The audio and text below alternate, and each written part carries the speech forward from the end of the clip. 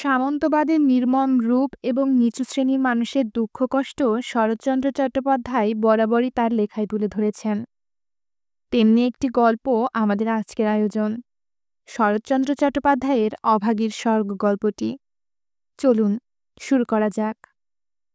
কাঙালির মার জীবনের ইতিহাসটা বেশ ছোট। জন্মের পর মা মারা গেলে বাবা নাম দেন অভাগী।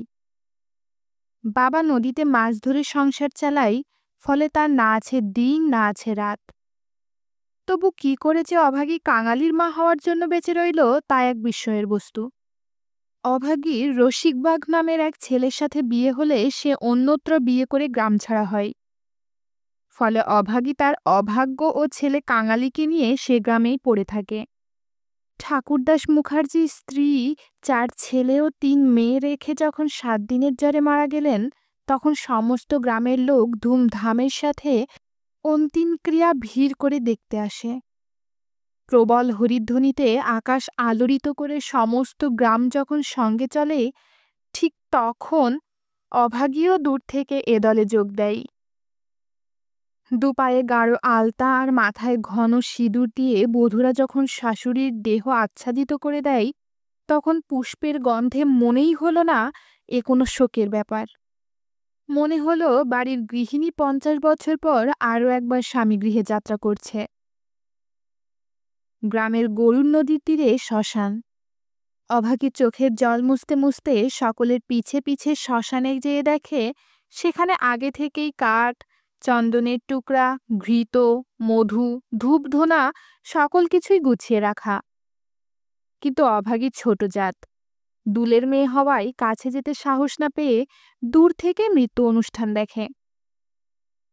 প্রশস্ত চিতার ওপর যখন মৃতদেহ রাখা হলো, তখন তার পায়ের টকটকে আলতা আর ছেলের মন্ত্রপুত আগুন দেখে অভাগীও নিজের মৃত্যু মুহূর্তের স্বপ্ন দেখতে থাকে।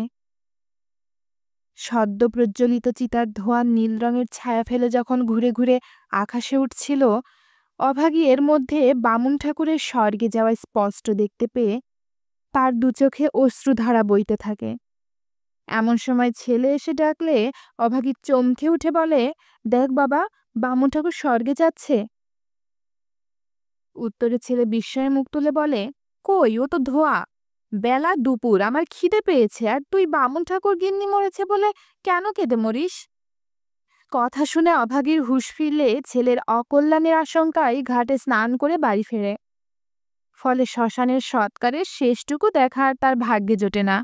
কাঙালির বয়স সবে 15, কেবল বেতের কাজ শিখতে শুরু করেছে। ফলে সংসারের আয় বলতে তেমন কিছুই নেই। সেদিন বাড়ি ফিরে কাঙালি মায়ের কোলে গিয়ে বসে দেখে মায়ের গাটা বেশ গরম, এবং প্রশ্ন করে, এই গরমে কেন তুই অমন রোদে দাঁড়িয়ে মরা পোড়ানো দেখতে গেলি মা? মা শশব্যস্ত হয়ে বলে, ছি বাবা, মরা পোড়ানো বলতে নেই। সবাই যে দেখল সতীলক্ষ্মী বামুন ঠাকুর রথে করে স্বর্গে গেলেন।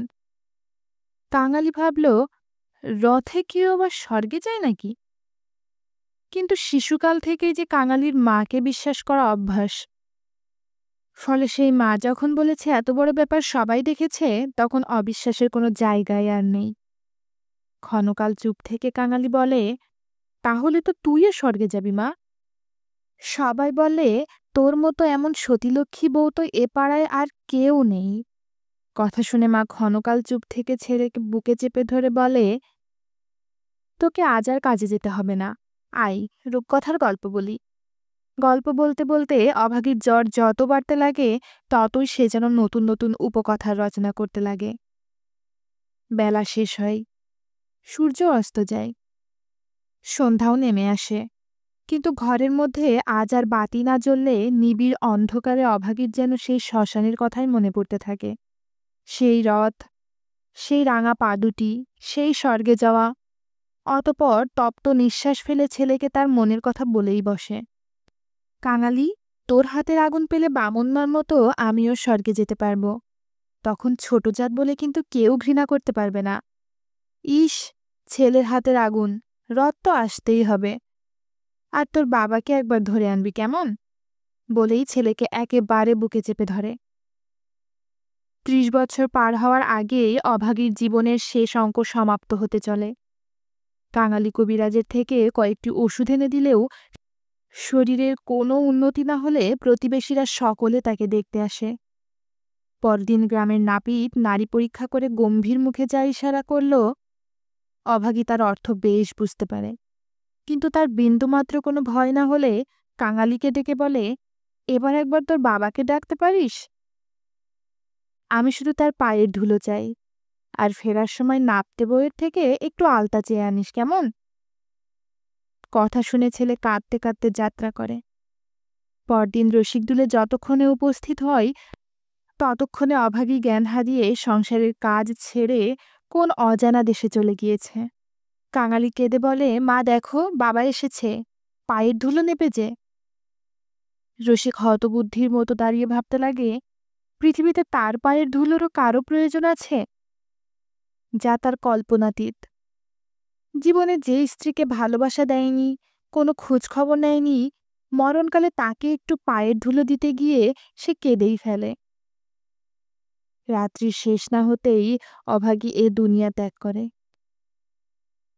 এদিকে কুটির প্রাঙ্গণে এক বেলগাছ কাটতে গিয়ে রসিক জমিদারের দারোয়ানের কাছে মার খেলে কাঙালি কাঁদতে কাঁদতে জমিদারের কাছে গেলে জমিদার ৫ টাকার বিনিময়ে তা দিতে রাজি হয়, কিন্তু সে যে অসম্ভব।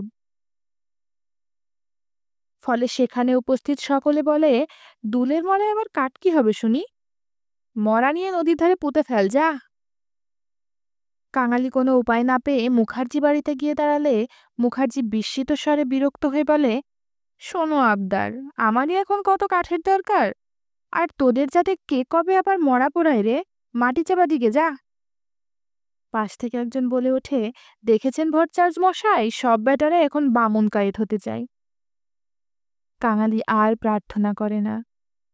ঘণ্টা দুয়েকের অভিজ্ঞতায় সংসারে সে যেন একেবারে ক্লান্ত হয়ে গিয়েছে। নিঃশব্দে মরা মায়ের কাছে গিয়ে উপস্থিত হয়। অবশেষে কাঠের অভাবে নদীর চরে গর্ত খুঁড়ে অভাগীকে শোয়ানো হয়।